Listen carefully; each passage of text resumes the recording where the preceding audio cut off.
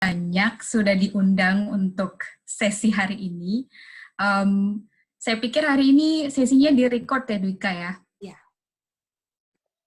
Ini sudah. Ya, ini saya coba belum bisa. Sepertinya harus dari hostnya gitu. Harus diizinkan oleh host gitu. Ya, sekarang aku record ya, mereka. Sudah, silakan. Udah ya? Sudah. Ayo. Terima kasih Dwika. Jadi, selamat sore teman-teman yang di Indonesia. Perkenalkan lagi, nama saya Faika. Hari ini saya sedang menjalankan program studi doktoral di Departemen Zoologi di Universitas Cambridge. Nah, jadi sebelum kita ngobrol-ngobrol asik nih dengan Kak Dwika, sebelumnya saya akan memberikan presentasi terlebih dahulu. Nah, itu isinya info dan juga pengalaman S2 dan S3 saya di Cambridge. Jadi nanti teman-teman bisa lihat apakah presentasi saya itu sudah menjawab pertanyaan yang sekiranya teman-teman punya. Nah, kalau seandainya belum, nanti kita bisa bahas lebih lanjut di sesi ngobrol ya, Dwika ya. Oke, sebentar saya mau sharing screen. Jadi aku make a host. Silakan. Masih disebut mungkin. Sekarang udah bisa. Ini screen saya sudah kelihatan kah? Belum. Nah, sekarang udah kelihatan. Sekarang sudah? Sudah. Iya. Sudah. Ini sepertinya kelihatan juga ya bagian si waiting room dan admit ini. Yang bagian apa? Yang mana? Yang jelas kelihatan ya PPT saya. Sudah. Oke. Ya, jadi sebelum saya mulai, saya ingin promosi sedikit nih. Jadi nanti setelah sesi kita hari ini, saya minta teman-teman untuk coba cek akun Instagram PPI Cambridge di ppi.cambridge. Nah, jadi PPI Cambridge ini adalah Perhimpunan Pelajar Indonesia yang ada di Cambridge. Nah, jadi kalau nanti teman-teman lihat akun Instagram PPI Cambridge, ada berbagai macam informasi, mulai dari A-Levels sampai dengan S3. Jadi A-Levels itu setara dengan SMA kalau di Indonesia, cuma kurikulumnya berbeda. Ada juga post mengenai cerita dari mahasiswa yang ada di sini, misalnya bagaimana sih mengatasi malu bertanya, atau bagaimana mengatasi beban mental saat studi. Itu juga ada di akun Instagram PPI Cambridge. Nah, selain itu juga ada ringkasan tips berbagai macam beasiswa. Jadi, bagi teman-teman yang tertarik untuk melanjutkan studi di Cambridge, akun Instagram PPI Cambridge ini sangat membantu. Nah, selain itu, informasi mengenai events dan webinars yang akan dilaksanakan PPI Cambridge juga disampaikan lewat akun Instagram PPI Cambridge. Jadi dengan banyaknya informasi yang bermanfaat, nanti teman-teman bisa coba cek atau mungkin sekalian follow. Sekian promosi singkatnya. Nah, jadi ini kira-kira pertanyaan-pertanyaan yang pernah ditanyakan kepada saya semenjak saya dapat beasiswa untuk melanjutkan master di Cambridge. Jadi ada yang tanya bagaimana sih cara mulai mencari informasi untuk studi di luar negeri. Ada juga yang tanya website mana yang sebaiknya kita gunakan untuk mencari informasi mengenai beasiswa. Ada juga yang tanya jurusan di Cambridge apa aja sih? Atau tanya juga syarat bahasa, misalnya skor IELTS-nya harus tinggi ya. Ada juga yang bahkan bertanya hal-hal personal, misalnya bagaimana perasaan saya sampai di Cambridge. Nah, jadi nanti presentasi saya kira-kira akan membahas hal ini. Tidak semuanya, tapi ya, sebagian besar. Jadi yang pertama, kira-kira ada berapa banyak sih mahasiswa Indonesia di Cambridge? Nah, jadi di gambar di sebelah kiri, teman-teman bisa lihat bahwa secara keseluruhan mahasiswa yang ada di Cambridge University, tingkat sarjana dan pascasarjana, itu berasal dari 147 negara yang berbeda. Nah, di gambar ini kita lihat besar kecilnya huruf itu mewakili jumlah mahasiswa yang berasal dari negara yang bersangkutan. Jadi bisa kita lihat yang berasal dari United Kingdom atau Inggris Raya itu yang paling banyak. Nah, setelah United Kingdom, negara mana sih yang menyumbangkan paling banyak mahasiswa? Kita itu bisa lihat di gambar sebelah kanan. Jadi setelah United Kingdom itu ada negara Cina, kemudian ada negara Amerika Serikat, kemudian Jerman, dan seterusnya. Nah, jadi di tahun akademik 2019 hingga 2020 yang baru-baru ini, ada 12.477 mahasiswa sarjana dan 10.907 mahasiswa pasca sarjana di Cambridge University. Nah, dari total mahasiswa pasca sarjana yang 10.907 ini, 60,54%-nya adalah mahasiswa internasional. Tapi dari mahasiswa pasca sarjana internasional yang sebenarnya cukup banyak, itu hanya 40 orang saja yang berasal dari Indonesia. Jadi memang masih sangat sedikit. Kemudian seperti apa sih program master dan doktoral di University of Cambridge? Jadi secara umum, program master di Cambridge itu ada dua macam, yaitu master by coursework dan master by research. Kalau master by coursework itu penilaiannya dari tugas-tugas dan dari ujian, atau bisa juga ditambah penulisan disertasi. Nah, tapi tidak semua prodi itu mengharuskan mahasiswanya untuk menulis disertasi, jadi penilaiannya hanya dari tugas-tugas dan ujian. Nah, apakah prodi yang kalian minati itu mengharuskan menulis disertasi, itu bisa dicek di website Graduate Admissions punyanya University of Cambridge. Begitu. Nah, yang tipe yang kedua master adalah master by research. Nah, jadi master by research ini komponen penelitiannya dari disertasi saja yang merupakan hasil penelitian. Nah, tapi ada juga master by research yang selain dari penelitian juga dinilai dari tugas-tugas dan ujian, tapi proporsi penilaiannya jauh lebih kecil daripada proporsi disertasi. Dan setelah disertasi itu ditulis, disertasi tersebut perlu dipertahankan di depan penguji internal dan eksternal. Kalau di Indonesia itu seperti ujian skripsi. Nah, program master ini juga berlangsung singkat. Jadi ini bukan hanya untuk di Cambridge, tapi di UK secara umum memang setahun saja, tapi di Cambridge itu bisa berkisar dari 9 hingga 12 bulan.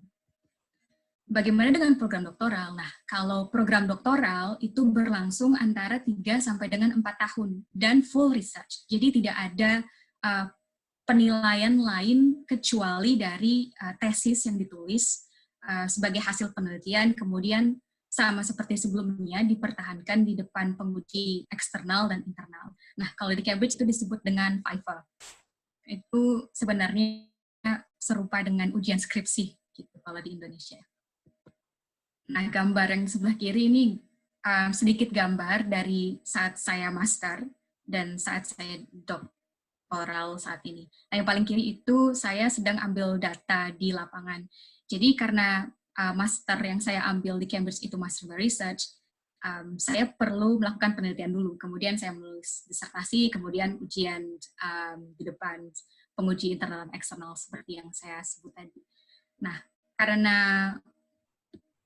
prodi saya itu, atau riset saya itu field-based, jadi saya mengumpulkan data itu bukan di laboratorium utamanya, tapi di lapangan. Nah, ini saya sedang berada di perkebunan kelapa sawit di Riau, tahun 2018. Nah, yang di sebelah kanan, jadi selain melakukan penelitian, apa sih kegiatan saya di Cambridge selama master misalnya?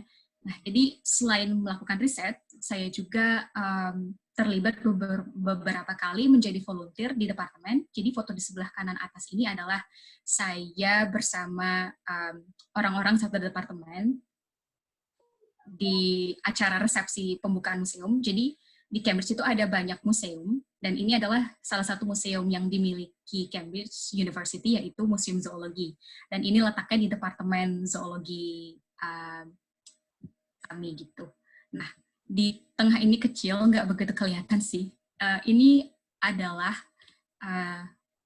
foto Sir David Attenborough. Kalau teman-teman familiar, beliau adalah orang yang kita dengar, jadi dia adalah narator, dan juga yang kita lihat kalau teman-teman pernah nonton BBC series yang Ocean atau yang Blue Planet. Jadi itu beliau orang yang cukup dihormati karena dia sangat aktif di bidang wildlife gitu. Jadi memang di Cambridge ada banyak kesempatan di mana kita bisa bertemu dengan pakar-pakar termasuk orang yang punya atau orang yang punya pengaruh penting seperti itu. Nah, kalau yang di bawah ini, saya juga sempat ikut konferensi pada saat saya melakukan master ini di Bali. Jadi konferensinya tentang sustainable palm oil atau kelapa sawit yang sustainable. Gitu. Terus di pojok kanan ini saya nih yang paling kecil, bersama supervisor saya dan juga teman-teman satu lab saya. Ini ceritanya lagi jalan-jalan gitu. Setelah konferensi ini lagi di Giant Causeway di Irlandia Utara gitu.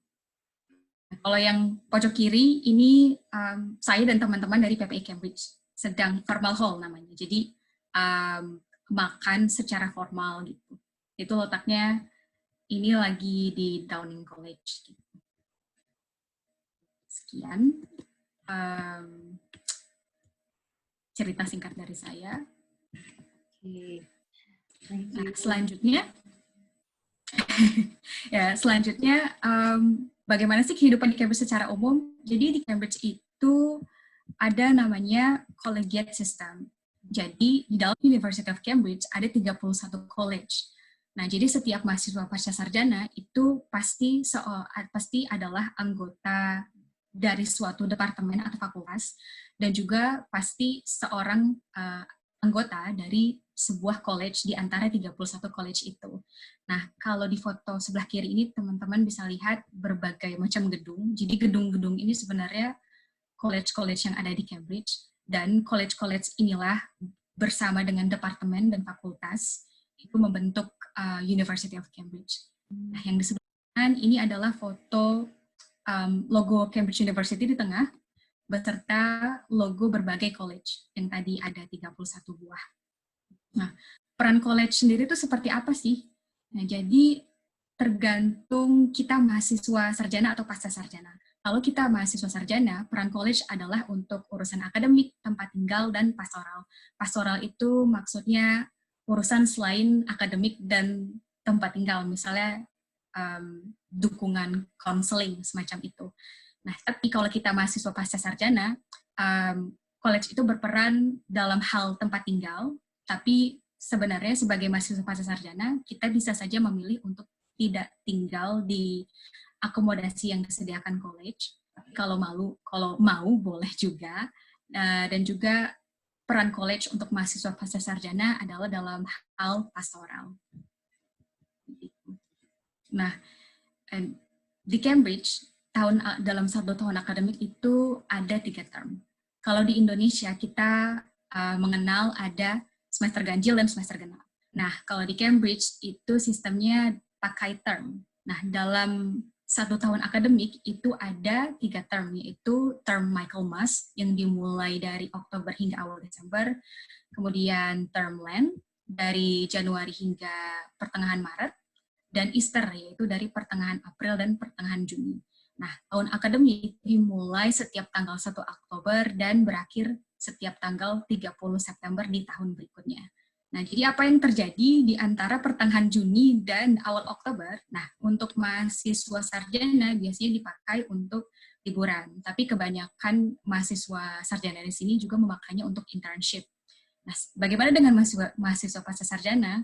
Karena mahasiswa pasca sarjana itu belajarnya lebih mandiri, jadi kita yang mengatur jadwal kita sendiri dan hal-hal yang kita perlukan untuk riset kita. Jadi dalam kurun waktu itu bisa saja kita melakukan liburan, tapi pada umumnya kita tetap melakukan riset. Seperti itu. Tapi bukan berarti kita terus bekerja, tidak ada liburan sama sekali, karena biasanya di awal untuk 1 tahun kita sudah plotkan kapan kita bekerja, kapan kita libur. Nah, selanjutnya di Cambridge itu ada banyak societies, baik di lingkup kampus maupun di luar kampus yang bisa mewadahi minat kita. Ini contohnya saya berikan di gambar pojok kiri atas, itu mahasiswa Cambridge lagi mendayung. Kalau di sini sebutnya rowing, bahasa Inggrisnya lah ya. Itu jadi di Cambridge ada sebuah sungai yang melintasi kota, dan itu cukup terkenal dan sering dipakai orang untuk berjalan-jalan di atas perahu, dan juga dipakai mahasiswa untuk berolahraga yaitu mendayung. Nah, di Cambridge sendiri ada event unik setiap tahunnya namanya May Bums, jadi itu kompetisi antar college dengan rowing clubnya masing-masing, jadi saling menabrakkan perahunya, jadi memang agak unik. Kemudian kalau di pojok kanan bawah, itu gambar Cambridge Edible Garden. Intinya sih ini klub berkebun, tapi yang ditanam adalah tanaman yang bisa dimakan. Makanya namanya Cambridge Edible Garden. Nah, ini saya baru bergabung awal Februari kemarin sebelum COVID-19. Jadi sementara belum ada kegiatannya, karena kita harus social distancing. Nah, selain dua ini, ada banyak societies lain yang bisa mewadahi hobi kita. Misalnya kita suka musik, atau kita suka nyanyi di paduan suara, begitu. Atau misalnya kita fans Harry Potter, itu juga ada society-nya. Jadi ada banyak wadah yang bisa kita ikuti. Jadi tidak melulu selalu belajar, tapi juga kita sisihkan waktu untuk menyalurkan hobi. Nah, selanjutnya bagaimana sih mendaftar ke University of Cambridge? Nah, jadi sebenarnya di awal itu gampang sekali karena kita cukup buka Google, kemudian kita masukkan kata kunci, misalnya di sini saya kasih contoh, applying a postgraduate course at the University of Cambridge. Nah, nanti kan seperti biasa akan muncul berbagai website rujukan, tapi saya pilih yang www.graduate.study.cam.ac.uk. Nah, di sini kita bisa lihat ada berbagai tab dan juga berbagai link yang kalau kita telusuri lebih jauh itu menyediakan semua informasi yang kita perlukan. Misalnya kita ingin tahu prodi apa saja sih yang ada di Cambridge, nah itu kita tinggal klik tab courses, atau kita ingin tahu seperti apa sih proses aplikasi untuk masuk University of Cambridge, kita bisa klik application process, dan di sebelah kiri kita juga bisa lihat ada berbagai informasi lainnya. Misalnya kita ingin tahu berapa biaya aplikasi, kemudian dokumen apa saja yang perlu kita persiapkan, lalu apa saja persyaratannya, dan kapan deadline-nya. Jadi melalui website Graduate Admissions ini, semua informasi yang kita perlukan untuk mendaftar ke kampus itu sudah tersedia. Dan nanti kalaupun ada pertanyaan yang belum bisa terjawab melalui website ini, teman-teman bisa mengirimkan email ke pihak departemen yang berisi pertanyaan kalian. Jadi tidak perlu khawatir, selalu andalkan website Graduate Admissions. Nah, kira-kira apa saja sih yang perlu kita persiapkan? Nah, ini berbeda antara satu prodi dengan lainnya, cuma secara umum kita perlu menyiapkan personal statement, research proposal, transkrip S1 atau S2, kemudian syarat bahasa Inggris, reference letters, dan wawancara. Nah, personal statement ini juga tidak semua prodi minta. Jadi kalau dari pengalaman saya, mendaftar ke Cambridge 2 kali, yaitu untuk program master dan doktoral, itu sama sekali tidak diminta personal statement.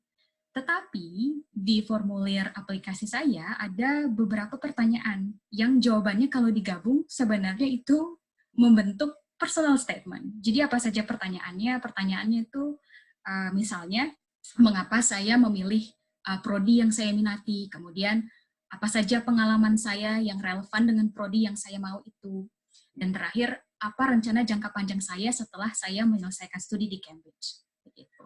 Nah, selanjutnya research proposal, ini juga tidak semua program master meminta kita untuk menulis research proposal di awal. Nah, umumnya ini hanya untuk mereka yang mau mengambil master by research. Nah, jadi karena saya ambil master by research tahun 2018, itu saya harus menulis research proposal. Nah, format dan seberapa panjang itu lagi-lagi berbeda antara satu program dan lainnya. Dan untuk tahu, lagi-lagi kita perlu cek di website Graduate Admissions. Kalau pengalaman saya cukup sederhana, karena saya hanya perlu mengirimkan proposal riset sepanjang 2 halaman saja, dan formatnya seperti format proposal penelitian biasa, jadi ada latar belakang, kemudian ada pertanyaan penelitian, ada metode, dan terakhir conclusion atau kesimpulan, dan itu karena sifatnya proposal, jadi belum ada hasil penelitian, cuma versi lebih singkat dari apa yang mau saya lakukan. Gitu. Dan terakhir, biasa ada referensi. Kemudian transkrip S1 atau S2. Nah, jadi kalau misalnya kita mau daftar S2, berarti kita perlu transkrip S1, dan transkripnya sudah diterjemahkan. Ya. Biasanya kampus di Indonesia sudah menerbitkan dua versi Indonesia dan versi bahasa Inggris. Atau kalaupun tidak diterbitkan dalam bahasa Inggris, bisa diterjemahkan ke penerjemah tersumpah namanya. Dan kalau misalnya mau daftar S3, berarti perlu melampirkan transkrip S1 dan S2 sebenarnya. Gitu. Nah, tapi saya juga sering ditanya apakah artinya kita harus lulus dulu baru kita bisa daftar ke Cambridge. Jawabannya tidak. Jadi misalnya kita masih mahasiswa semester 8 nih, tapi kita sudah ingin daftar ke Cambridge. Kita tetap bisa mengumpulkan formulir aplikasi, tetapi untuk benar-benar bisa diterima di Cambridge, memang kita pada akhirnya harus mengumpulkan transkrip S1 atau S2 tadi. Tetapi keuntungannya dari situ adalah karena waktu untuk mendapatkan surat bahwa kita diterima dari Cambridge itu cukup lama. Ada yang bisa cepat, tapi ada juga yang butuh beberapa bulan. Maka kalau misalnya kita mengumpulkan aplikasi lebih awal dan kita belum pegang transkrip, itu tidak masalah. Gitu. Selanjutnya reference letters. Reference letters itu surat rekomendasi. Nah, kalau tips dari saya, surat rekomendasi sebaiknya dari dosen S1 kalau kita mau S2, atau dosen S2 kalau kita S2 mau ke S3, yang benar-benar kenal kita secara baik. Jadi tidak harus dosen yang terkenal, misalnya tidak harus dekan fakultas, seperti itu. Nah, itu kenapa sih harus dosen yang benar-benar kenal kita? Karena nanti di surat rekomendasi itu bisa terlihat apakah dosen yang memberikan rekomendasi itu mengenal kita secara baik. Misalnya, mereka menyebut kualitas-kualitas kita yang baik dan poin-poin plus kita yang sebenarnya fungsinya adalah untuk mendukung aplikasi kita. Jadi, kalau yang memberikan reference letters itu kurang mengenal kita, pasti isinya juga kurang sedetail dibandingkan dosen yang kenal dengan kita secara baik.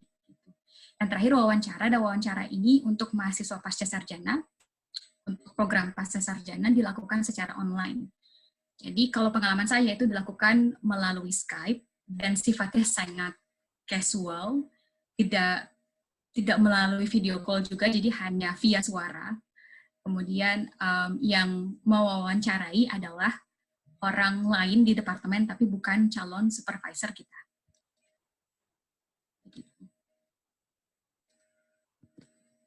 Nah, di sebelah kiri kita bisa lihat ini adalah, sebentar, ini screen-nya ada.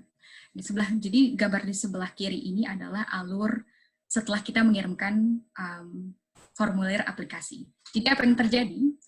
Nah, setelah formulir aplikasi kita dikirim, itu pihak yang pertama kali mereview adalah departemen atau fakultas. Nah, kalau pihak departemen atau fakultas memutuskan untuk menerima kita, maka proses selanjutnya adalah aplikasi kita akan diteruskan ke degree committee. Tapi kalau seandainya kita ditolak di tahap itu, kita akan menerima email yang isinya kita tidak diterima. Nah, selanjutnya dari degree committee, kalau seandainya degree committee juga senang dengan aplikasi kita, nanti aplikasi kita akan diteruskan ke graduate admission office yang mereview apakah kualifikasi kita itu cukup untuk diterima di kampus. Kalau seandainya degree committee tidak senang, sama seperti sebelumnya, kita akan menerima email bahwa kita tidak diterima, seperti itu. Nah, dari Graduate Admission Office, kalau kita dianggap sudah dapat memenuhi persyaratan kampus, kita akan menerima email yang isinya adalah surat dalam file PDF bahwa kita diterima di Cambridge. Tapi kalau seandainya kita dianggap tidak cukup qualified, artinya kita ditolak, kita akan menerima email balasan yang isinya kita tidak diterima. Gitu. Nah, nanti dari Graduate Admission Office nanti dilanjutkan ke college. Tapi college ini sifatnya hanya untuk menempatkan kita. Karena seperti yang saya sebut sebelumnya, setiap mahasiswa pasca sarjana adalah anggota departemen dan anggota college. Jadi hanya untuk penempatan college, seperti itu. Nah, yang perlu diperhatikan juga ada dua macam deadline. Jadi deadline aplikasi dan deadline beasiswa. Kalau deadline aplikasi, ini tergantung prodi. Kalau deadline beasiswa, itu kalau seandainya kita ingin dipertimbangkan untuk mendapatkan beasiswa dari kampus, kita harus paling lambat mengumpulkan formulir aplikasi pada Desember atau awal Januari tahun berikutnya. Tapi kalau seandainya kita tidak, misalnya kita sudah ada sumber pendanaan, maka tidak perlu ikut. Tapi kalau seandainya belum ada dan kita ingin mendapatkan beasiswa dari kampus, maka kita harus perhatikan bahwa deadline-nya adalah di Desember atau awal Januari. Nah, jadi di Desember atau awal Januari, itu tergantung dari prodi kita yang kita daftarkan, seperti itu. Nah, waktu tunggunya berapa lama? Jadi dari daftar sampai dengan mendapat offer, artinya kita diterima, itu sekitar 3 bulan. Tapi ada juga yang lebih cepat, ada juga yang lebih lama. Seperti itu. Nah, berikutnya, beasiswa apa saja sih yang tersedia untuk warga negara Indonesia yang ingin kuliah di Cambridge? Jadi, bisa dari LPDP, kemudian ada dari Kids Cambridge. Itu foundernya adalah Bill dan Melinda Gates. Kemudian ada Jardine Foundation, ada juga Cambridge Trust, dan yayasan lainnya. Yayasan lainnya ini maksudnya misalnya yayasan yang fokus pada lingkungan hidup seperti itu. Jadi bisa saja kalian mendapatkan pendanaan kuliah dari yayasan semacam itu. Atau misalnya teman-teman sudah bekerja sebelum melanjutkan ke level pasca sarjana. Nah, dari kantor tempat teman-teman bekerja juga bisa saja memberikan beasiswa seperti itu. Nah, setelah ini saya akan menyediakan informasi untuk mendapatkan beasiswa LPDP dan juga dari Jardine Foundation dan Cambridge Trust, karena itu beasiswa yang sudah pernah saya dapatkan.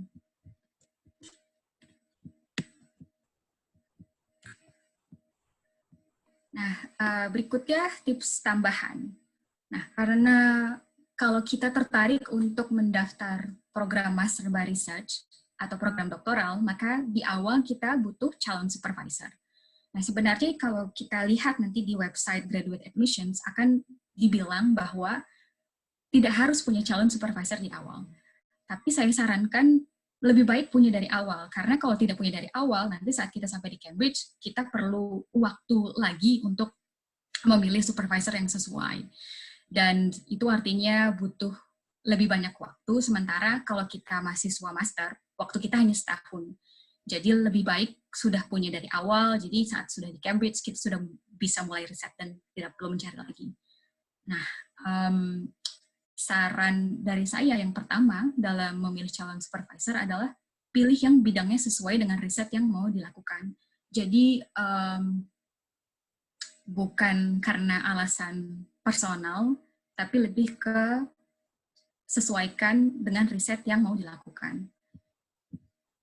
Terus yang kedua, tulis email secara sopan, singkat dan jelas, serta sabar menunggu balasan. Nah, jadi di sebelah kiri kita bisa lihat ini contoh email yang dikirimkan seorang calon mahasiswa kepada calon supervisor yang dia ingin menjadi pembimbing ketika nanti dia menjadi mahasiswa gitu. Nah, jadi yang saya kotak-kotakin adalah poin penting. Yang pertama, dia menulis nama supervisor, calon supervisornya yaitu Dr. Cornbluth. Jadi tidak ada kata-kata dear, cuma kalau misalnya di UK, umum salam pembuka itu dear. Tapi ini contohnya bukan dari UK, jadi tidak masalah. Tapi intinya adalah kita pertama harus menyebut nama calon supervisor supaya terlihat sopan. Terus berikutnya, kita memperkenalkan diri, kita ini siapa sih? Selanjutnya, kita juga perlu menekankan alasan kenapa sih kita mau beliau yang jadi pembimbing kita, Nah, yang ini yang saya kotakkan di sini adalah si penulis juga bilang bahwa dia tertarik dengan hasil kerja calon supervisor yang dia inginkan gitu. Nah, yang terakhir,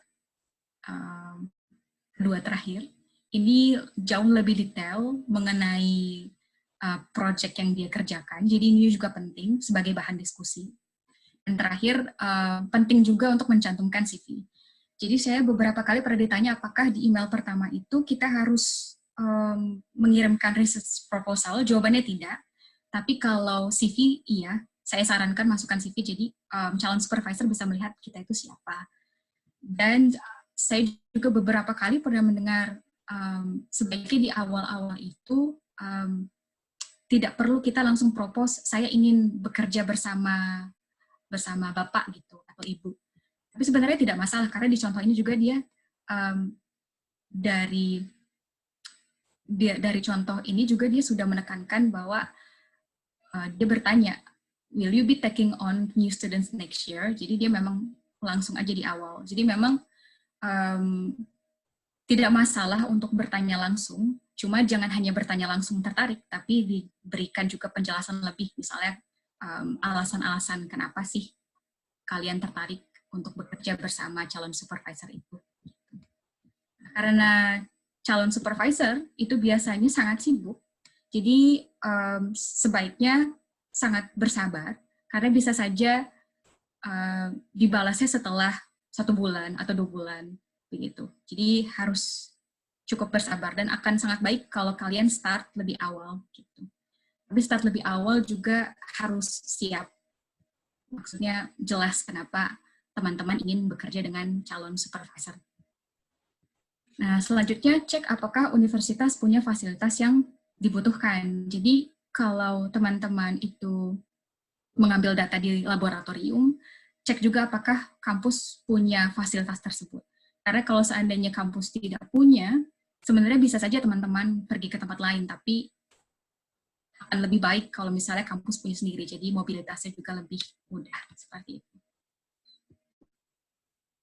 Nah, selanjutnya saya akan memberikan informasi mengenai beasiswa dari LPDP yang pertama. Nah, jadi pertanyaan yang sering ditanyakan adalah, kandidat idealnya LPDP itu seperti apa sih? Nah, jadi ini seperti yang saya kutip dari buku panduan pendaftaran beasiswa LPDP. Jadi LPDP itu ingin membentuk pemimpin Indonesia masa depan. Nah, tapi pemimpin Indonesia masa depan seperti apa sih? Jadi pemimpin Indonesia masa depan yang berpendidikan, berkualitas, memiliki jiwa kepemimpinan, dan mempunyai visi masa depan bangsa. Jadi kalau dari sini saya rangkum, ada 2 kriteria kandidat ideal LPDP. Yaitu yang pertama yang memenuhi semua syarat pendaftaran. Jadi nanti teman-teman bisa cek buku panduan pendaftaran, situ tertera beberapa syarat, misalnya syarat IPK harus berapa, syarat bahasa Inggris harus berapa, dan di dalam buku panduan tersebut juga ada syarat, yaitu niat untuk kembali dan mengaplikasikan ilmu untuk Indonesia. Nah, jadi kalau teman-teman tidak punya rencana untuk kembali ke Indonesia setelah menyelesaikan studi, mungkin lebih baik coba beasiswa yang lain, karena nanti terlihat di seleksi berkas dan wawancara, teman-teman itu punya niat tidak sih untuk kembali ke Indonesia dan mengkontribusikan ilmu teman-teman yang teman-teman dapatkan. Nah, kalau seandainya tidak terlihat, nanti teman-teman kemungkinan besar tidak akan diterima beasiswa LPDP, seperti itu. Dan yang kedua adalah memiliki jiwa kepemimpinan. Saya juga sering ditanya apakah harus punya pengalaman sebagai ketua di sebuah organisasi. Jawabannya tidak harus, tapi kalau kalian punya pengalaman menjadi ketua, ya bagus. Tapi kalau tidak masalah. Jadi ini lebih ke refleksi teman masing-masing. Jadi sebenarnya ini pengalaman apapun bisa digunakan, cuma tergantung teman-teman bagaimana merefleksikan pengalaman itu sebagai contoh di mana jiwa kepemimpinan teman-teman itu terlihat. Begitu. Nah, kalau contohnya, saya sendiri, saya belum pernah menjadi ketua organisasi manapun, tapi sewaktu saya A1, saya pernah menjadi kepala divisi di organisasi lingkup fakultas, tapi bukan ketuanya. Nah, karena pengalaman itu yang paling relevan dengan prodi yang saya mau untuk jenjang master pada waktu itu, dan yang paling berkesan, maka pengalaman itu yang saya gunakan di esai saya. Seperti itu. Terus, tips tambahannya adalah miliki mentor atau rekan selama masa persiapan. Nah, mentor ini penting. Salah satu alasannya adalah pada saat kita menulis esai. Jadi, kalau kita mendaftar beasiswa LPDP, salah satu berkas yang perlu kita kirimkan adalah esai.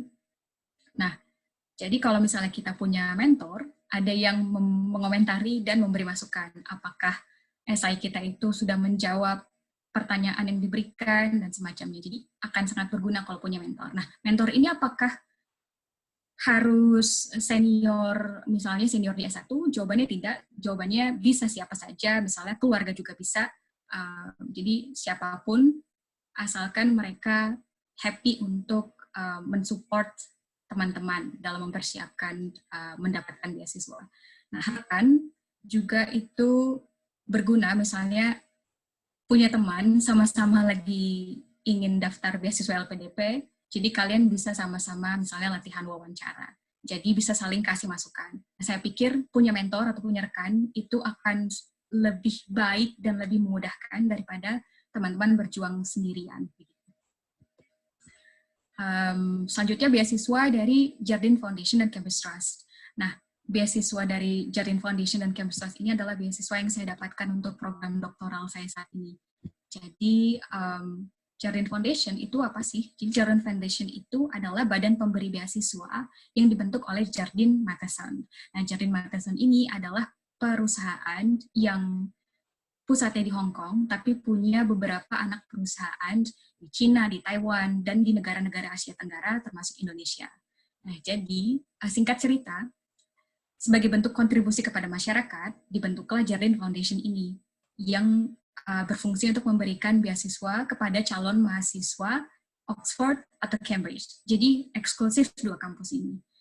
Seperti itu. Siapa saja yang bisa mendapatkan beasiswa dari Jardine Foundation ini, jadi yang bisa mendapatkan adalah warga negara atau penduduk di negara-negara Asia Tenggara selama minimal 7 tahun.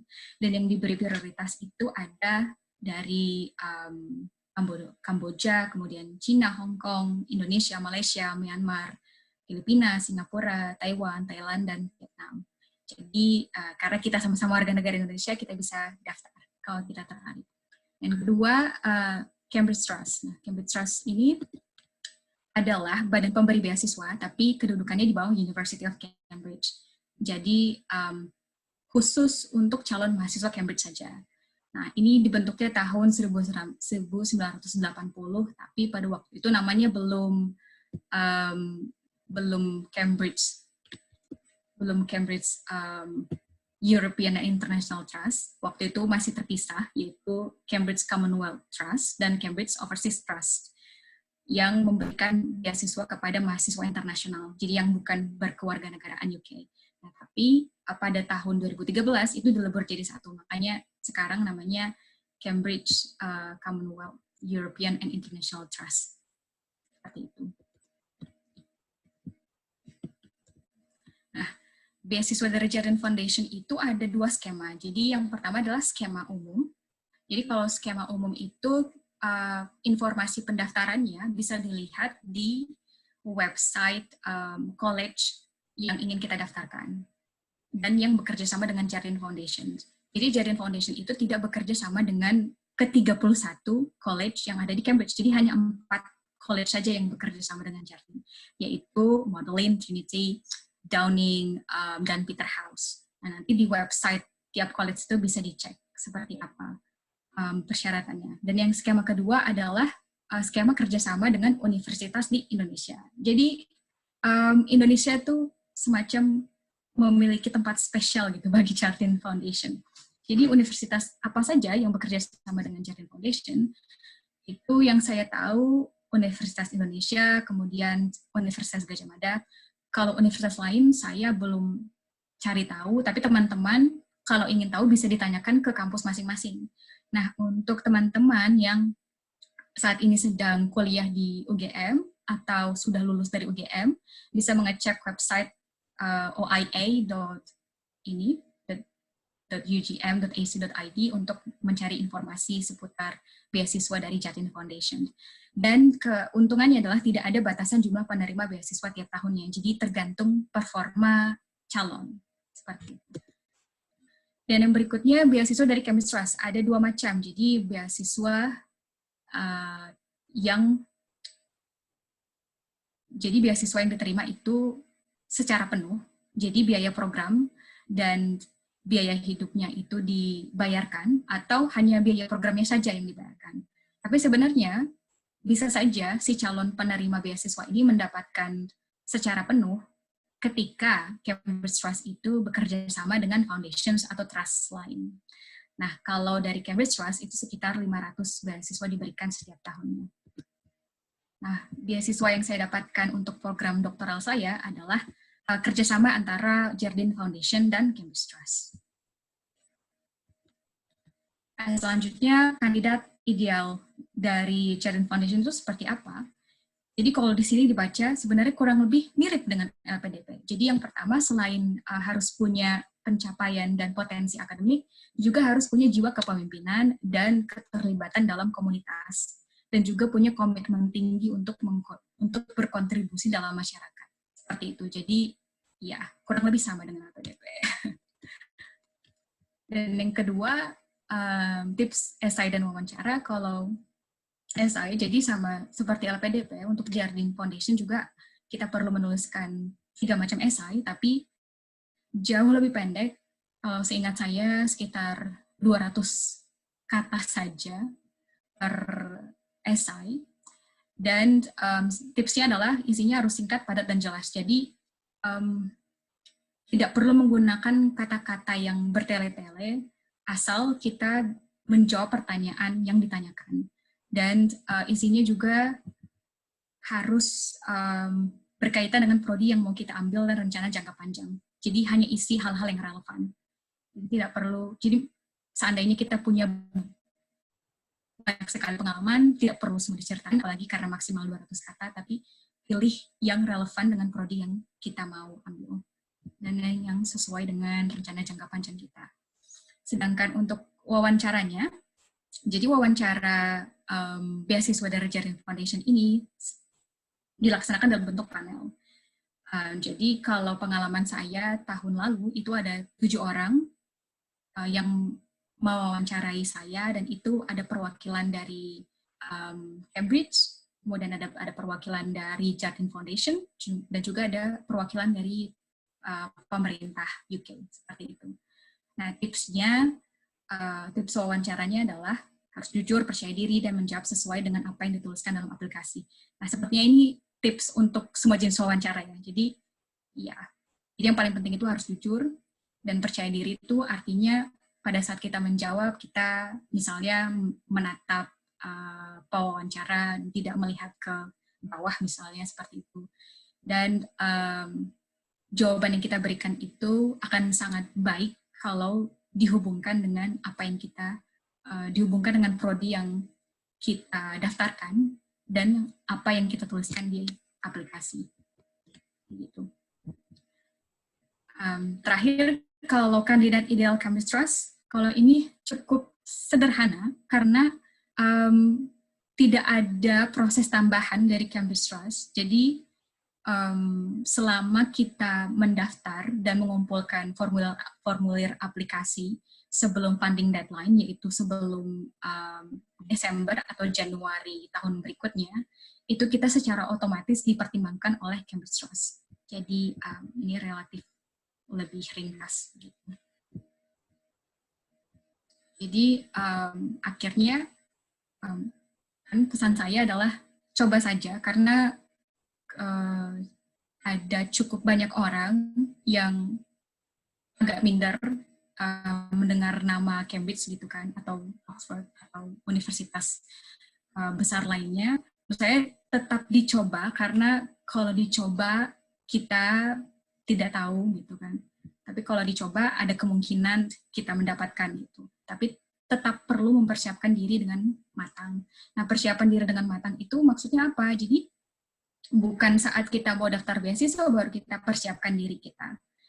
Tapi selama kita menempuh pendidikan, misalnya kita ingin melanjutkan studi ke S2, selama kita S1 itulah kita persiapkan diri kita. Misalnya syarat IPK harus berapa, kemudian syarat bahasa Inggris kita berapa, selanjutnya pengalaman-pengalaman juga penting yang menunjukkan, yang membangun jiwa kepemimpinan kita. Misalnya kalau kita tertarik untuk mendapatkan beasiswa dari LPD Pathogen Foundation, jadi persiapannya panjang dan matang begitu. Tapi jangan pernah takut untuk coba, karena kalau kita tidak coba kita tidak tahu.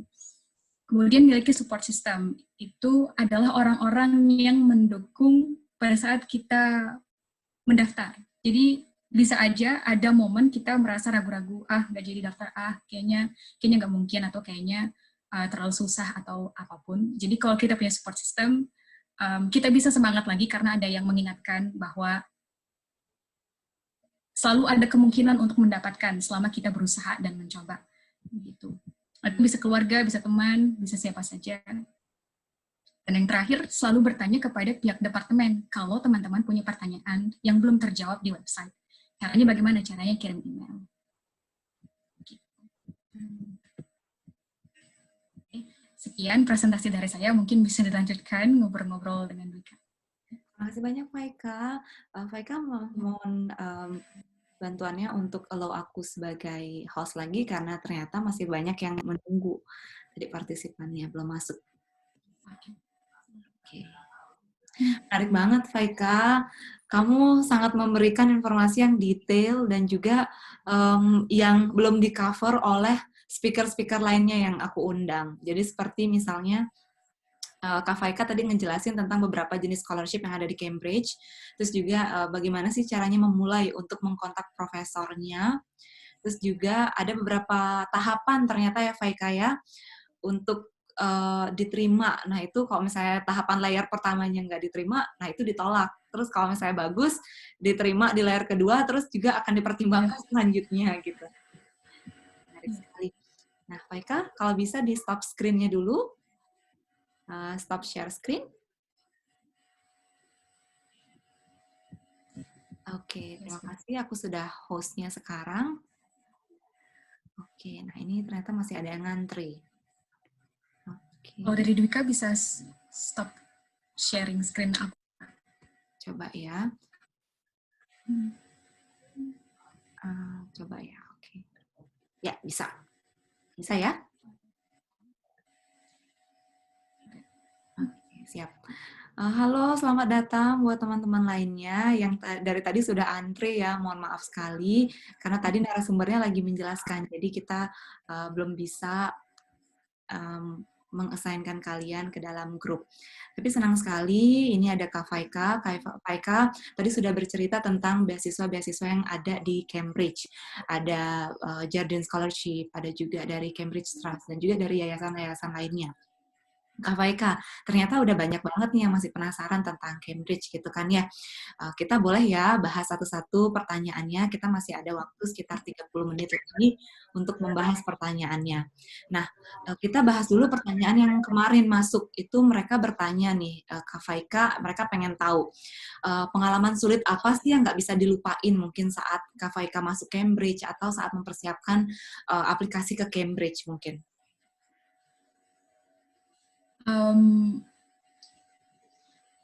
Sepertinya saya kepikiran satu contoh dan itu baru saja terjadi, gitu kan, pengalaman tidak terlupakan.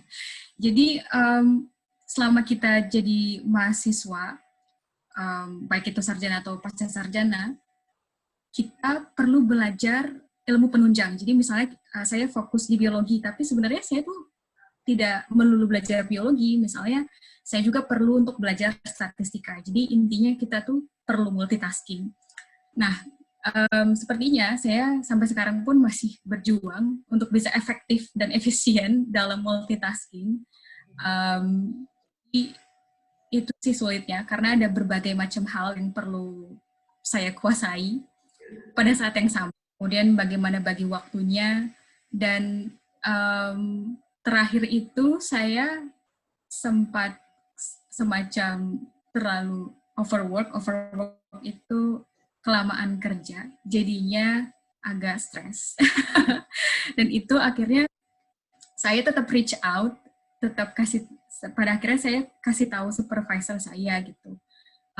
Jadi mungkin pesannya untuk teman-teman, kalau merasa stres, misalnya karena beban kuliah atau karena apapun, itu penting banget untuk cerita ke orang lain. Tidak perlu cerita ke semua orang, tapi misalnya cerita ke supervisor, karena biasanya nanti kita akan dapat masukan. Tapi poinnya adalah jangan dipendam sendiri, karena nanti bisa tambah stres, dan jangan sampai kita misalnya jadi mundur hanya karena kita merasa tidak punya orang yang bisa kita andalkan gitu. Padahal sebenarnya orang-orang itu ada, asal kita berani untuk reach out.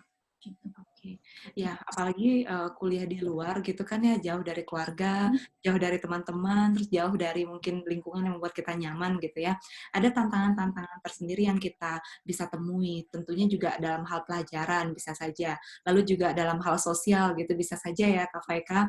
Dan mungkin tadi betul pesannya Kak Faika adalah jangan berdiam diri, ceritakan kepada orang yang bisa dipercaya gitu ya, supaya bisa rilis stres. Dan juga penting juga ya kali Kak Faika untuk ikut komunitas-komunitas sosial seperti kegiatan-kegiatan atau klub atau societies di kampus gitu. Gimana menurut Kak Faika? Ya itu penting banget. Jadi kita nggak fokus fokus di bidang kita aja. Mungkin kita berpikir, enggak, saya suka banget nih bidang saya, pasti saya akan happy terus nih, belajar terus, atau bekerja terus, tidak masalah. Tapi ternyata kalau nanti dirasakan sendiri tidak demikian. Jadi tetap perlu waktu untuk refreshing, bisa dengan melakukan hobi, atau join societies, atau mungkin jalan-jalan, jadi tetap perlu. Meskipun kita sangat-sangat suka bidang kita, apapun itu. Well, thank you ya, terutama di UK. Banyak banget tempat-tempat yang bisa dieksplor ya. Banyak banget keragaman budaya, musik, tradisional, dan lain-lain. Atau tempat-tempat yang terkenal, kalau misalnya kalian Harry Potter fan, bisa banyak banget tempat-tempat Harry Potter di situ, apalagi di Cambridge, di Oxford, atau di Edinburgh gitu, mungkin di tempat saya dulu kuliah gitu ya teman-teman ya. Jadi semangat gitu. Biar semangat dulu, mereka bikin semangat dulu. Oke, nah lanjut ke pertanyaan selanjutnya. Ini ada yang tanya Kak Faika. Kak, tips untuk menulis motivation letter agar diterima di Cambridge. Tadi kan Faika sempat bilang ya berbeda-beda. Kalau Faika sendiri kasusnya itu tidak menulis motivation letter, tapi ada pertanyaan-pertanyaan yang spesifik yang ketika digabungkan menjadi motivation letter. Betul begitu? Iya. Iya, jadi nanti ditambahkan dari Dwika ya. Dwika perlu menulis personal statement nggak pas daftar master? Iya. Perlu ya. Nah, itu nanti ditambahkan Dwika sepertinya yang lebih paham. Cuma kalau menurut saya sih personal statement itu harus mencerminkan mengapa kita memilih program yang kita pilih. Kemudian kita masukkan juga pengalaman yang relevan. Jadi meskipun pengalaman kita misalnya banyak banget nih, tapi nggak perlu masukkan semuanya, tapi hanya masukkan yang relevan dengan prodi yang kita mau. Kemudian masukkan juga rencana kita jangka panjang ke depannya itu mau apa. Dwika bisa tambahin. Betul banget ya teman-teman di rumah. Jadi motivation letter itu biasanya menanyakan alasan kita kenapa jurusan itu, kampus itu gitu. Dan juga baiknya ketika kalian bisa membuat suatu benang merah gitu kan ya, antara tujuan kalian, apa yang sudah kalian lakukan in the past, apa yang sedang kalian lakukan, dan apa yang akan kalian lakukan in the future. Dan bagaimana mungkin dengan kalian apply di kampus tersebut, dengan belajar di kampus tersebut bisa menyiapkan kalian, menambah skill kalian untuk bisa achieving your goals or career in life, kayak gitu sih intinya. Ya, oke. Kalau gitu kita lanjut lagi ke pertanyaan tips masuk Cambridge Univ. Apa kita harus banyak terlibat dalam kegiatan-kegiatan seperti lomba, ikut volunteer, atau bagaimana, Kak? Jadi kita itu dinilai secara holistik. Jadi kita itu penting karena memang ada syaratnya, tapi syaratnya minimal berapa itu beda-beda tiap prodi. Kemudian bahasa Inggris juga penting karena itu adalah bahasa yang akan kita gunakan selama kuliah. Kemudian kalau ada pengalaman di societies boleh, tapi tidak harus karena poin dari pengalaman itu adalah yang relevan dengan prodi yang kita daftarkan. Jadi misalnya pada saat saya mendaftar ke program master, yang saya ceritakan adalah pengalaman saya di studi club di lingkup fakultas pada saat saya S1 yang memang sangat relevan dengan prodi yang saya daftarkan. Tapi saya tidak masukkan pengalaman saya yang lain, misalnya pengalaman saya paduan suara, seperti itu tidak saya masukkan, karena itu kurang relevan dengan prodi yang saya daftarkan. Jadi, poin pentingnya adalah relevansi pengalaman dengan prodi yang mau diambil. Thank you, Faika. Kamu pernah nggak sih ngerasa takut untuk apply Cambridge ini karena mungkin tanda petik orang-orang mikir itu susah gitu? Mungkin bisa di-share ke teman-teman. Oh iya, itu makanya di awal juga saya sebut support system itu penting banget. Jadi di awal, jadi saya lulus S1 itu tahun 2016. Kira-kira sekitar 2 atau 3 bulan itu saya sudah kepikiran pengen apply Cambridge nih, tapi masih takut-takut. Jadi pada saat itu support system saya adalah kakak saya. Jadi tidak harus keluarga, bisa teman, bisa siapapun. Orang yang percaya pada kita dan yang yakin kita tuh bisa gitu. Nah, jadi saya sharing dengan kakak saya, gimana ya, takutnya nggak dapet dan segala macam. Tapi kakak saya simple sih, dia bilangnya cuma, ya coba aja. Padahal seringkali tuh keluh kesahnya tuh panjang gitu kan. Dijawabnya singkat, ya coba aja gitu. Dan emang benar sih. Terus kadang ada misalnya baca informasi di website graduate admissions gitu kan, ada yang bingung. Ini maksudnya apa ya? Terus kakak saya selalu bilang, ya tanya aja gitu. Jadi memang dua sih, coba dan tanya. Coba aja dan selalu tanya kalau ada yang kurang dimengerti gitu. Jadi lebih ke ambil aksi ya, Faika ya? Iya. Daripada kayak biasanya mikir kan, aduh susah nih, nggak usah deh gitu kan. Kadang-kadang kita tuh terlalu Iya, kebanyakan gitu. tapi nggak apply gitu kan ya.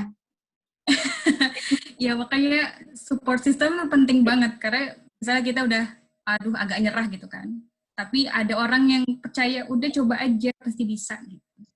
Kedengarannya kayak klise, tapi sebenarnya ya emang harus coba gitu.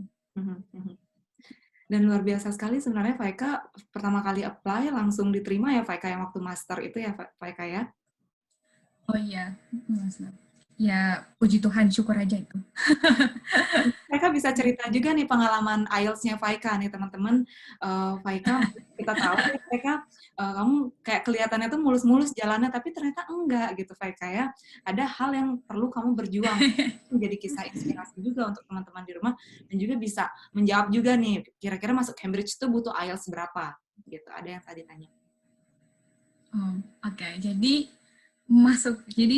Cambridge dan Oxford ini memang menetapkan standar yang sedikit lebih tinggi daripada kampus UK lainnya. Jadi standarnya berapa itu sebenarnya beda-beda tiap prodi. Tapi kalau saya kasih contoh, misalnya contoh program yang saya daftarkan master dan doktoral, itu total minimal skornya 7, dengan masing-masing section itu 7, kecuali reading boleh 6,5 begitu. Nah, jadi tadi ceritakan pengalaman IELTS. Nah, luar jadi biasa, dia sangat keras dan juga gigih ya. Jadi ini saya juga berikan informasi karena saya beberapa kali gitu kan tonton video orang mengasih tips beasiswa dan macam-macam, tapi sepertinya hal ini belum pernah disebut. Nah, jadi sebenarnya kalau skor IELTS kita, misal tadi standarnya untuk program yang saya daftarkan adalah 7 total, tapi di salah satu section ternyata saya masih kurang nih gitu. Nah, pada umumnya orang-orang akan menyerah duluan karena misalnya sebenarnya tanggung sih kurang satu, tapi kan tes IELTS itu mahal banget. Jadi kayak ya udahlah daripada maksa harus tes IELTS lagi, ya udah daftar aja kampus yang lain gitu kan. Nah, padahal kalau seandainya kurangnya itu sedikit, jadi misalnya kurangnya di satu section dan kalian tetap kumpulkan sertifikat IELTS itu ke Cambridge. Jadi Cambridge itu punya kebijakan kalau seandainya memang kurangnya cuma sedikit, kalian tetap bisa diterima sebenarnya. Cuma memang tidak diterima begitu saja, diterima tapi ada syaratnya. Nah, syaratnya itu kita perlu masuk in-sessional program selama program master atau doktoral kita selama 1 tahun saja. Jadi itu fungsinya untuk mengembangkan academic English kita. Tapi kalau misalnya skornya masih jauh, sebaiknya belajar lagi karena kalau terlalu jauh pihak kampusnya kurang senang juga. Tapi kalau hanya beda tipis, maju aja nanti ada jalannya gitu. Dan saya pikir itu cukup bijak ya karena pertama tes IELTS itu mahal dan untuk mahasiswa internasional itu tidak semua orang punya akses untuk tes berkali-kali seperti itu. Jadi dengan adanya kebijakan seperti itu sebenarnya cukup membantu sih. Dan itu nggak pernah diumumkan ya di website, kecuali jika kita iya, nggak pernah. Nggak pernah di website dan saya tonton video beasiswa juga tidak pernah disebut. Tapi ya, saya sempat sebut itu sih di blog saya. Oke, tidak terurus lagi, jadi Faika punya blog abaikan saja. Kamu ada blog ya? Iya, tapi itu blog ala-ala sih, itu semangat nulisnya itu waktu awal master. Jadi kayak senang banget nih keterima di Cambridge, jadi cerita gitu kan gimana perjalanannya, maksudnya tuh termasuk tadi bahwa ternyata tetap bisa keterima meskipun ada skor yang kurang gitu. Bisa kurangnya juga ya teman-teman, kalau kurangnya banyak harus belajar dulu. Belajar dulu. Oke. Nah, ngomong-ngomong tentang Jardine Scholarship, ada nggak sih beasiswa S1 ke Cambridge dari Jardine Foundation? Itu dulu pertanyaannya. Terus satu lagi, ada Jardine juga, dia tanya nih, hai Kak Faika, kita tahu kan kakak seorang Jardine Cambridge Graduate Scholarship. Aku mau tanya nih tips dan motivasi dari kakak pribadi untuk para pejuang Jardine yang mungkin kakak bisa kasih ke para pendengar gitu katanya. Oke. Jadi yang pertama, ada nggak untuk mahasiswa S1? Ada. Cuma bagaimana cara, saya kurang paham. Cuma kalau di googling nanti bisa diarahkan ke website Jardine Foundation bagaimana cara dapat beasiswa untuk mahasiswa S1. Cuma jawabannya iya ada. Bagaimana kurang paham, silahkan googling. Terus yang kedua, motivasi. Jadi menurut saya pribadi, proses mendapatkan Jardine Foundation itu jauh lebih sederhana dibandingkan LPDP. Jadi kalau kalian bisa survive di LPDP, menurut saya bisa survive juga untuk Jardine Foundation. Apalagi tadi kan kriterianya mirip-mirip kan, kayak harus punya jiwa kepemimpinan, selain punya potensi akademik dan pencapaian akademik juga harus ingin berkontribusi di masyarakat. Jadi selama teman-teman punya kualitas itu dan poin pentingnya adalah kalian diterima di Cambridge atau Oxford, kalian sudah aman. Selebihnya sih saran biasa seperti kalau wawancara harus jujur, harus percaya diri seperti itu. Itu sebenarnya lebih sederhana dibandingkan LPDP. Jadi pada waktu itu kamu dapat info Jardine Scholarship-nya dari mana, Faika? Oh itu, nah ya kan tadi saya sebutkan ada 2 skema umum dan skema kerjasama dengan universitas di Indonesia. Nah jadi ini saya hampir mau menyebut itu skema saya skema tambahan. Jadi memang warga negara Indonesia itu punya tempat spesial bagi Jardine Foundation. Jadi saya dapat email dari kenalan saya bahwa Jardine Foundation sedang merekrut penerima beasiswa baru. Nah, sebenarnya informasi itu juga sama dengan website keempat college yang bekerja sama dengan Jardine Foundation yang sebelumnya saya sebut. Jadi yang pertama cek website college atau bisa juga dapat email dari kenalan, tapi kenalannya itu dia alumni UI ya. Karena untuk kerjasama dengan Jardine Foundation itu terbatas universitasnya, cuma saya tidak paham semuanya apa. Nanti bisa ditanyakan ke universitas masing-masing apakah punya kerjasama dengan Jardine Foundation. Tapi setahu saya UI UGM. Gitu. Jadi itu kayak informasi internal gitu ya, internal ke kampusnya. Tapi kita dari kampus manapun itu boleh daftar Jardine. Kayak Faika kan kebetulan di sini UGM gitu, alumni UGM gitu, atau gimana? Itu harus alumni universitas yang bekerja sama dengan Jardine Foundation.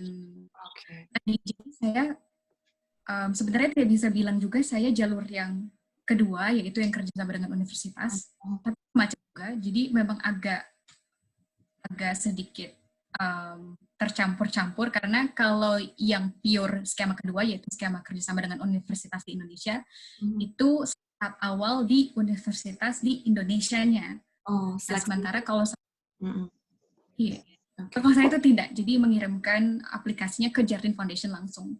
Okay. Walaupun sebenarnya bisa seperti itu, status saya harus alumni salah satu kampus tadi. Gitu. Okay. Nah, sepertinya campuran, kalau saya bilang seperti itu. Bisa tapi kalaupun bukan alumni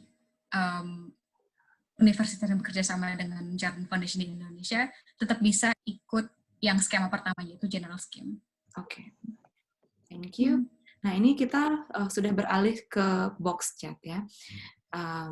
Ini mau nanya katanya, kalau misalnya ada yang kesulitan yang mencari course pada bidang industri penerbangan, mungkin ada nggak sih course itu di Cambridge? Pernah nggak dengar? Kayak misalnya terkait dengan aviasi di Cambridge. Kayak penerbangan gitu? Pernah nggak dengar, Faika? Maafkan kalau saya salah ya, saya belum pernah dengar, cuma tadi bisa dicek di website Graduate Admissions di bagian tab courses. Itu semua, jadi nanti kalian bisa ngecek apakah prodi yang kalian mau itu ada atau tidak. Okay. Banyak sekali, jadi saya tidak hafal juga. Betul, memang sangat banyak sekali ya, Syahrul. Silahkan dicek website Cambridge langsung. Nah, ini ada pertanyaan tentang IELTS nih. Kira-kira tadi udah dijawab ya IELTS-nya kalau misalnya Cambridge, jadi dia bisa 7 gitu kan ya. Tapi juga beda-beda ya, perlu juga untuk cek di website. Nah, untuk LPDP sendiri nih, perlu nggak sih, kalau misalnya LPDP dalam negeri, perlu nggak sih bahasa Inggris gitu? Ada syaratnya nggak? Kamu pernah dengar, Faika? Ya, perlu ya. Tetap ada syarat bahasa Inggris. Kalau misalnya dalam negeri memang LPDP bisa mendaftar dengan TOEFL ya teman-teman ya. Nanti silahkan kunjungi website LPDP karena di situ syaratnya lengkap banget. Terus juga, nah kamu pernah dengar nggak kira-kira ada course-course apa saja yang di-cover sama Jardine Scholarship atau Cambridge Trust? Apakah mereka membatasi berdasarkan college-nya, course-nya, atau apa gitu, Faika? Kalau untuk Jardine Foundation, course apapun boleh. Oke. Tapi kalau memang dibatasi 4, yaitu yang tadi, Modeling, Trinity, Peterhouse, Downing. Jadi kalau seandainya terlanjur daftar, tapi milih college-nya bukan salah satu atau 2 dari keempat college tadi, nah pada akhirnya tetap bisa diterima, tapi nanti kalian dipindahkan ke salah satu dari 4 college tersebut. Nah, kalau Cambridge Trust itu untuk Cambridge, jadi Cambridge Trust itu mengelola berbagai macam beasiswa dengan berbagai macam trust dan foundations lain. Jadi memang ada beasiswa yang dia mengharuskan prodi tertentu, tapi untuk yang contoh yang saya dapatkan ini itu tidak. Jadi tidak ada batasan prodinya harus apa. Oke, terima kasih. Nah, terkait dengan resume, CV gitu ya, kira-kira apa saja konten yang penting untuk dimasukkan ke dalam CV? Oke, jadi CV atau resume itu standarnya beda-beda ya tiap region lah minimal, negara atau region itu beda. Tapi kalau untuk yang standar negara UK, nanti Dwika betulkan kalau misalnya ada yang agak-agak salah. Jadi di resume atau CV kita itu malah pertama tidak perlu memasukkan foto, jadi cukup nama saja. Kemudian kontak info, misalnya email. Terus berikutnya kita masukkan informasi yang mau kita highlight. Jadi yang mau kita tunjukkan supaya meyakinkan pihak universitas bahwa kita layak loh diterima gitu. Misalnya bisa masukkan awards, maksudnya penghargaan atau hibah penelitian gitu misalnya, atau bisa juga masukkan prestasi, misalnya pernah menang lomba apa gitu. Nah, akan lebih bagus lagi kalau penghargaan dan lomba yang kita masukkan itu relevan dengan prodi yang kita mau, begitu. Terus pengalaman lain, misalnya kalau ada pengalaman kerja juga bisa dimasukkan, atau pengalaman organisasi juga bisa, tapi tidak perlu banyak. Karena maksimal saran saya resume atau CV itu 2 halaman saja. Alasan pertama karena pihak departemen atau pihak kampus itu mereview aplikasi banyak sekali, jadi tidak mungkin membaca secara detail. Kalau misalnya teman-teman bikin 3 atau 4 halaman, jadi 2 halaman itu sudah maksimal dan sudah cukup, asal teman-teman pilih informasi yang relevan dengan prodi yang dimau. Terus terakhir tadi kelupaan, masukkan juga reference itu info kontak orang yang memberikan rekomendasi kepada kita. Itu aja sih kalau dari saya. Mungkin Dwika ada yang mau ditambahin. Nah, memang betul sekali ada beda-beda ya tipe-tipenya. Kalau misalnya CV ada kayak, pernah nggak dengar Europass? Pernah dengar sih. Itu template-nya kalau misalnya biasanya apply kampus-kampus di Eropa kayak gitu. Kalau tapi saya waktu apply beasiswa dan juga apply sampai sekarang pun ya apply kampus kayak gitu masih menggunakan yang template itu karena lengkap banget. Ada education background-nya dulu dan itu dari ya education background. Ya itu. Oke, baik. Itu selalu ada soalnya education background yang itu kita tuliskan dari yang terbaru ya, Faika, baru yang paling lama. Jadi kita ordernya itu adalah yang paling baru dulu, baru yang in the past gitu, kayak yang sebelum-sebelumnya gitu. Jadi pilih yang relevan juga untuk misalnya pengalaman kerjanya. Terus juga volunteering activity itu juga penting banget untuk dimasukkan asalkan relevan. Juga misalnya kalian membership mana itu untuk menunjukkan profesionalitasnya. Misalnya kalau saya background-nya itu psikologi, apakah saya merupakan member dari Indonesian Psychological Association gitu. Jadi untuk apa ya kayak home base-nya itu menunjukkan home base kita dan kita gabung di asosiasi apa kayak gitu sih. Juga penting banget menuliskan misalnya kayak mungkin seminar atau workshop yang sudah kita lakukan gitu yang relevan juga dan juga mungkin pengalaman riset judul atau publikasi yang atau buku atau apapun yang pernah ditulis gitu sih tambahannya. Oke. Thank you. Lengkap sekali sudah. Lanjut ya. Nah ini konfirmasi katanya Kak. Untuk proses pendaftarannya berarti kita daftar kampus yang dituju terlebih dahulu untuk dapat LOE, baru mendaftar beasiswa, misalnya nih LPDP dan beasiswa lainnya, atau ada tahapan lain untuk bisa daftar master atau doktor. Terima kasih. Gitu. Jadi untuk bisa mulai kuliah di suatu universitas, pertama kita harus diterima dan memenuhi semua persyaratan, termasuk kita sudah ada sumber pembiayaan. Nah, jadi pada saat kita mendaftar kampus, itu boleh saja kita mendaftar sambil mendaftar beasiswa. Tapi kalau seandainya kita dapat LOA terlebih dahulu, kemudian mencari beasiswa itu juga boleh. Cuma LOA yang kita dapatkan itu pasti masih kondisional. Kondisional itu artinya masih ada syarat yang harus dipenuhi. Dalam hal ini sumber pendanaannya belum ada. Nah, jadi belum mulai kuliah kalau belum ada sumber pembiayaan. Cuma kapan harus mulai daftar kampus dan beasiswa itu sebenarnya terserah kalian. Cuma untuk bisa mulai kuliah itu memang harus pertama daftar kampus dan memenuhi semua persyaratan dan harus ada sumber pembiayaan. Gitu. Kalau tambahin dikit, nggak apa-apa. Iya dulu tuh aku juga sempat bingung loh Pak Eka, kayak daftar yang mana dulu sih, kampus atau beasiswa. Nah sebenarnya tergantung juga syarat pendaftaran beasiswanya. Kalau dulu LPDP itu masih bisa daftar LPDP tanpa LOE gitu kan ya. Tapi sekarang, ya kalau sekarang itu harus ada LOE, minimum tuh LOE kondisional gitu. Jadi memang tergantung banget beasiswanya. Nah, menurut saya sih pribadi jalan aja bareng-bareng gitu. Kalau misalnya boleh tanpa LOE akan lebih bagus dicoba beasiswanya. Tapi kalau misalnya memang harus ada, ya udah mau nggak mau ya harus syarat IELTS-nya dulu. Syarat IELTS untuk apa? Untuk daftar kampus. Setelah dapat kampus, daftar beasiswa sebagai syarat beasiswa seperti itu. Itu sih tambahannya. Ya, terima kasih tambahannya yang lupa kalau LPDP ada perubahan gitu. Betul, perubahan. Nah, mungkin teman-teman bisa cek langsung website-nya karena kita udah generasi lama ya, jadi mungkin informasi relevan. Oke.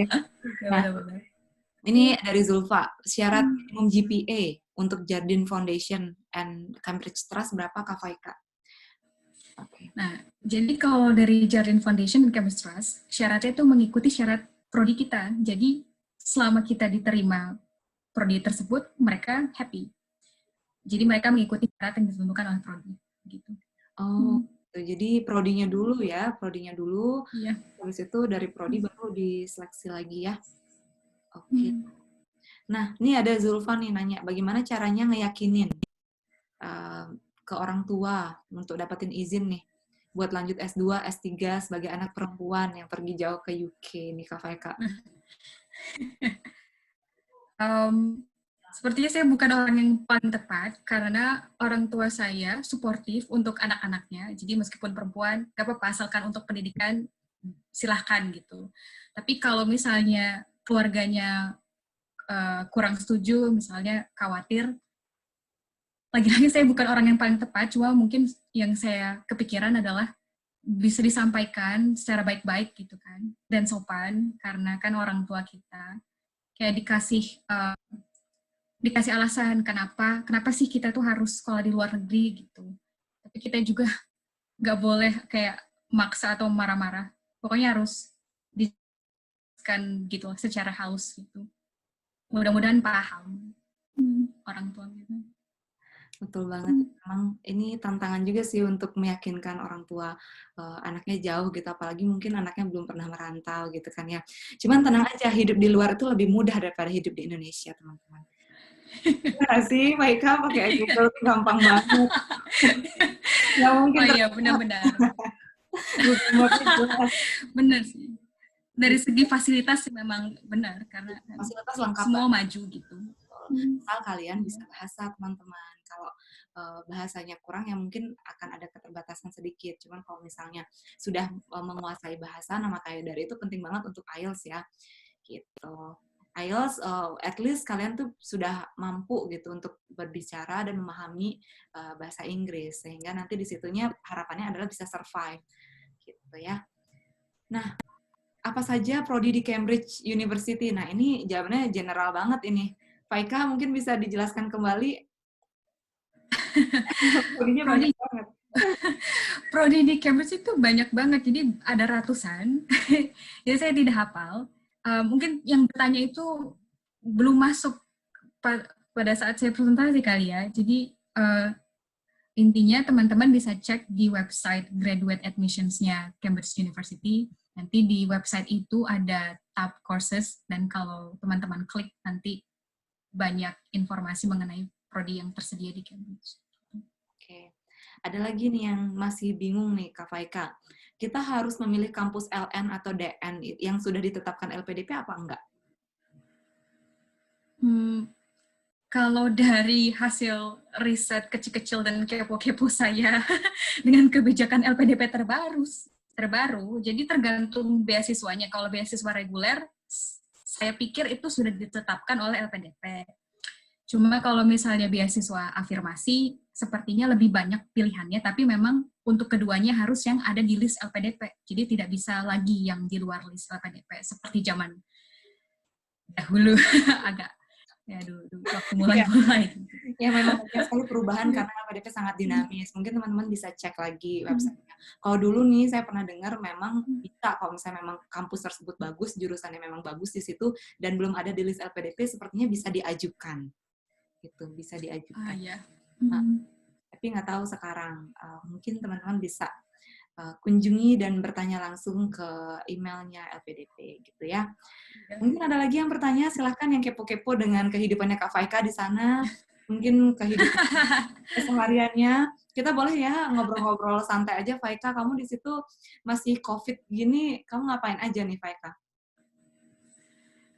Jadi udah tidak lockdown sih di UK. Jadi sudah mulai dimudahkan gitu, orang-orang sudah mulai kembali bekerja seperti itu, dan sudah mulai berkumpul, tapi maksimal masih 6 orang dari household yang berbeda, dan juga sudah mulai buka, tapi supervisor saya sendiri menyarankan kalau bisa working from home. Jadi kalau tidak perlu kampus banget, nggak perlulah ke kampus gitu, karena mengurangi kemungkinan kita terinfeksi virus gitu. Tapi kalau misalnya riset kita tuh kita harus ke lab, jadi ya kita boleh ke lab. Oke.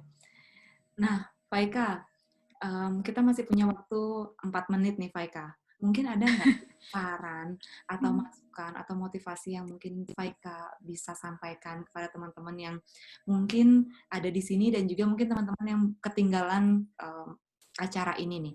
Apa sih kalau misalnya pengen ke Cambridge, apa aja mungkin yang bisa bikin semangat untuk bisa mencapai mimpinya ke Cambridge gitu. Yang bisa bikin semangat. Mm-hmm. Yang bisa bikin semangat pertama kita harus punya keinginan sih, menurut saya yang paling penting. Kita harus mau dulu gitu.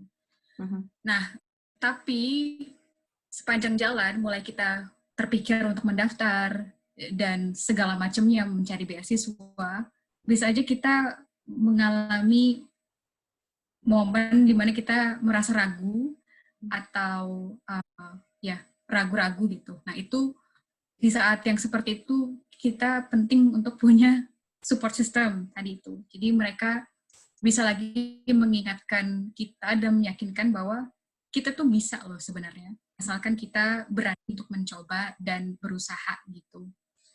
Terus apa lagi ya yang bikin semangat? Mungkin sering-sering lihat apa? Kayaknya tekniknya umum ya, disebutnya itu kayak visualisasikan gitu. Misalnya kalian pengen ke Cambridge gitu kan, jadi mungkin kalian dengan lebih banyak cari informasi seputar Cambridge, seputar prodi, di Cambridge itu seperti apa sih. Nah itu semakin banyak kalian melihat, semakin semangat menurut saya, karena kalian semakin, apa sih namanya tuh, semakin terekam di memori, wah pengen nih, semakin semangat. Jadi yang pertama tadi harus mau dulu, harus ingin dulu. Yang kedua, punya support system, bisa keluarga, teman, bisa siapa saja yang kalian percaya. Dan yang ketiga, sering-sering visualisasikan dengan berbagai cara, misalnya dengan sering cari informasi soal Cambridge, misalnya kalau pengen lanjut ke Cambridge. Oke, nih ternyata masih ada pertanyaan, Faika, kalau boleh ya kita bahas. Iya. Nah ini, saya sudah mencari panduan dari website, tapi selalu gagal menemukan. Kira-kira langkah seperti apa ya Kak? Terima kasih. Mencari panduan dari website resmi LPDP, tapi selalu gagal menemukan. Maksudnya ini Yani gimana ya Yani? Bisa. Mungkin bisa lebih dijelaskan gitu, daripada nanti saya jawab tapi kemana-mana. Iya betul. Nah ini ada dari Istiqomah ya, menanyakan waktu untuk belajar IELTS berapa lama Kak? Mungkin berdasarkan pengalaman Kak Faika. Oh itu, kalau belajar IELTS-nya saja itu sekitar semester akhir, semester 8 di S1 saya mulai cari-cari ini IELTS nih kayak apa sih gitu. Terus mulai aja belajar gitu kan. Terus tes IELTS pertama saya itu di tahun 2016 juga, di tahun 2016 juga sekitar Oktober gitu, agak lupa. Dan itu juga saya masih tes lagi karena saya masih kurang puas dengan hasil yang pertama karena masih kurang nostalgic habis. Ternyata setelah tes kedua juga nilainya naik sih, tapi dikit, tapi tetap aja yang kurang di satu section tetap aja segitu.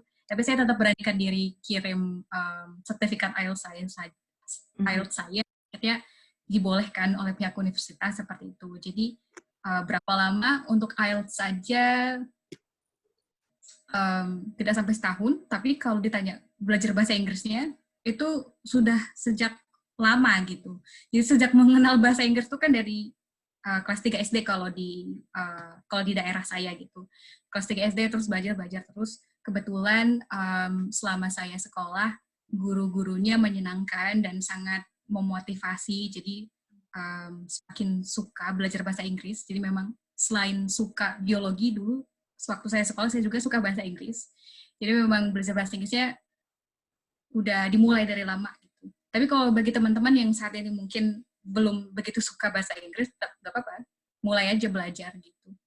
Cuma memang yang mau saya sampaikan adalah tidak ada cara instan. Ini itu ya memang harus lama gitu. Mungkin di sini Dwika bisa nambahin ya, dan tiap orang tuh beda-beda waktunya. Ada yang mungkin cepat, ada mungkin juga lama. Tergantung pemahaman bahasa Inggris mereka, seberapa sering mereka aktif menggunakan bahasa Inggris dan juga mengakses informasi dalam bahasa Inggris gitu kali ya, Faika ya. Dan itu beda-beda, jadi kalian juga nggak bisa compare. Kalau misalnya aku biasanya mentrain orang IELTS ya 3 bulan itu kadang cukup, kadang lebih. Jadi tergantung banget ya teman-teman ya. Gitu. Ini ada lagi nih. Oh nih sepertinya Yeni sudah mendapatkan pencerahan. Tadi sudah aku kirimkan. Oke. Ya. Oke lah teman-teman, jika sudah tidak ada pertanyaan lagi, terima kasih banyak untuk hari ini. Terima kasih banyak Faika sudah terima kasih juga kesempatan memberikan pencerahan dan semangat kepada teman-teman yang pengen kuliah. Semoga kamu sukses selalu ya di situ ya. Next, kalau misalnya ada waktu luang, kita mungkin bisa bahas topik-topik yang berbeda. Thank you so much Faika. Terima kasih juga teman-teman di sini yang sudah mendengarkan. Semoga sehat-sehat selalu ya semua. Oke, terima kasih banyak Dwika untuk kesempatannya. Mungkin nih sukses juga untuk Dwika. Iya, terima kasih. Nah, iya terima kasih banyak nih. Mungkin mereka sedia untuk unmute, bilang terima kasih ke Kak Faika. Silakan. Udah semuanya. Oke. Oh, tapi mereka sepertinya sudah mute ya. Oke deh. Thank you ya Faika. Mungkin teman-teman yang tidak mute, silakan thank you, say thank you to Faika. Ada juga yang lewat chat nih. Terima kasih sama-sama teman-teman. Oke, kalau gitu kita undur diri dulu ya. Faika, selamat berkegiatan, selamat beraktivitas, lancar-lancar nge-lab-nya. Ya, semoga lancar ya. Nanti kalau balik ke Indonesia kabarin ya. Ya, siap. Terima kasih banyak Dwika dan teman-teman. Terima kasih juga sudah bergabung. Terima kasih. Bye-bye, Faika. Kita end meeting ya. Thank you.